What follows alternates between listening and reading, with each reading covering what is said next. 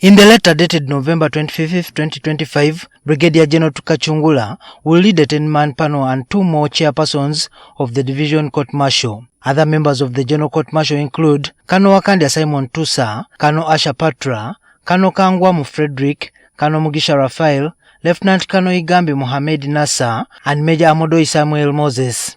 Others are Major Emmanuel Arihaihi, Major Beka Nyombi, and Major Dennis Chemtai. The 2 chairpersons of the Division Court Martials are Lieutenant Colonel David Drani Epalu, 4th Division, and Lieutenant Colonel Hassan Mulianti Yakub, 1 Special Forces Group. Brigadier Gen Tukachungurwa replaces Brigadier General Robert Freeman Mugabe, who was appointed in May 2024 and served for 1 term. The previous team had 11 lawyers of the 23-man team under sections 197, 198 and 202 of the UPDF Act, number 7 of 2005.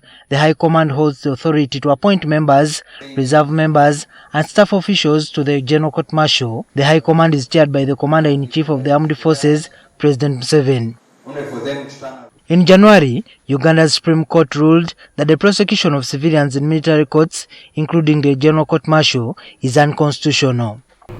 I concur with the analysis and the decision made. I also concur with the proposed orders as embodied in its lead judgment. The landmark decision followed the 2021 Constitutional Court ruling that similarly found the provisions allowing military trials for civilians to be unlawful. Make provision in the UPDF Act for trial of civilians in military courts to be only under limited circumstances and only after the state has concretely demonstrated to the court by verifiable facts and by objective and serious reasons the need and justification for recourse to the military court. Following the Supreme Court's 2025 decision, military trials for civilians were effectively banned, prompting for the reconstitution of the General Court Martial and other related courts. The Supreme Court further directed that the General Court Martial be administratively established as a division of the High Court. This division would have jurisdiction over capital criminal cases involving military personnel and, in exceptional circumstances, civilians. People do not have the training to be judicial officers, and they try treason, they try all sorts of things. Magistrates within the division would handle offences falling under the respective jurisdictions. However, on May 20th, Parliament passed the UPDF Amendment Bill 2025, granting military courts sweeping powers to try civilians under exceptional circumstances like possession of military weapons or aiding soldiers in serious crimes. President Museveni on June 16th signed into law the controversial act to resume charging civilians in military courts. The law introduces a structured military court system unit, division and General Court Martial with legally qualified chairs and provides appeal routes up to the Civilian Court of Appeal. It also defines exceptional circumstances to include illegal possession of military equipment, uniforms, ammunition or accompanying troops on missions.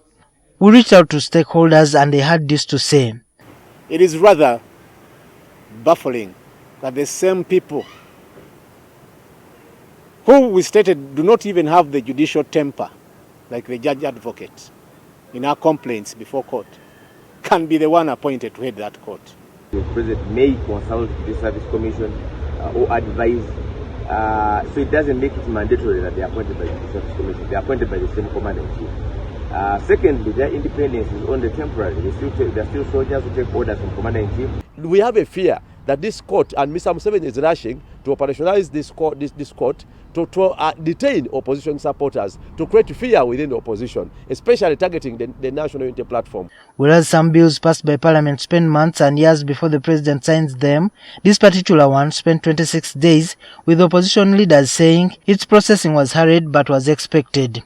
The UPDF Amendment Bill 2025 came into force with an unknown number of civilians stuck in the Army Court, with their fate uncertain. The National Unity Platform NUP party and other citizens have since petitioned the Constitutional Court challenging the act, which they say flagrantly defies the Supreme Court judgment and entrenches the trial of civilians in military courts.